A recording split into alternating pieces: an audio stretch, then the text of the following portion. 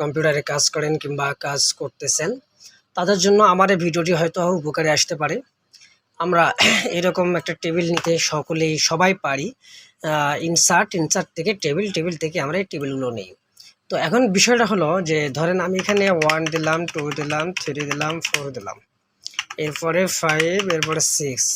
এখন যদি এরকম মনে হয় যে আপনার এখন যে ক্লায়েন্ট সে বলতেছে বা যারা কাজ করতেছে নিবে, তারা বলতেছে বা আপনার মনে হলো যে আমার 1 থেকে 3 পর্যন্ত একটা টেবিল হবে এবং 4 থেকে 6 পর্যন্ত একটা আলাদা টেবিল হবে, স্ক্রিপ হবে দুইটার মাঝখানে।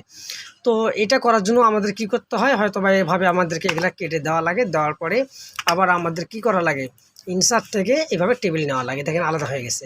তো এইটা আমরা শর্টকাটে কিভাবে করব, কোনো কিছু ডিলিট না করি, তো এটা আজকে দেখাবো।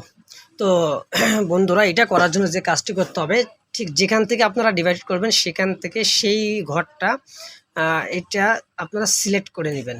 এরকম সিলেক্ট করে নেবেন। নেওয়ার পরে আপনারা এই যে কিবোর্ডের কন্ট্রোল এবং শিফট চেপে ধরে আপনারা ইন্টার চাপ দিবেন। তো দেখুন আমি কন্ট্রোল শিফট চেপে ধরে ইন্টার চাপ দিচ্ছি। আসলে আমি এক হাতে করতেছি, তো আমি কন্ট্রোল শিফট চেপে ধরে আমি ইন্টার চাপ দিলাম। এই যে দেখেন দেখছেন দুইটা টেবিল আলাদা আলাদা মাঝখানে স্ক্রিপ্ট হয়ে গেছে, ঠিক না? হয়ে গেছে না? হ্যাঁ, কত সুন্দর হয়ে গেছে। হ্যাঁ, তো যে ঘরটা আপনার যেখান থেকে আপনার স্ক্রিপ্ট করা দরকার সেখানে আপনি সেটা সিলেক্ট করার পরে কন্ট্রোল শিফট এবং ইন্টার চাপ দিবেন, তাহলে এরকম ডিভাইডেড হয়ে যাবে।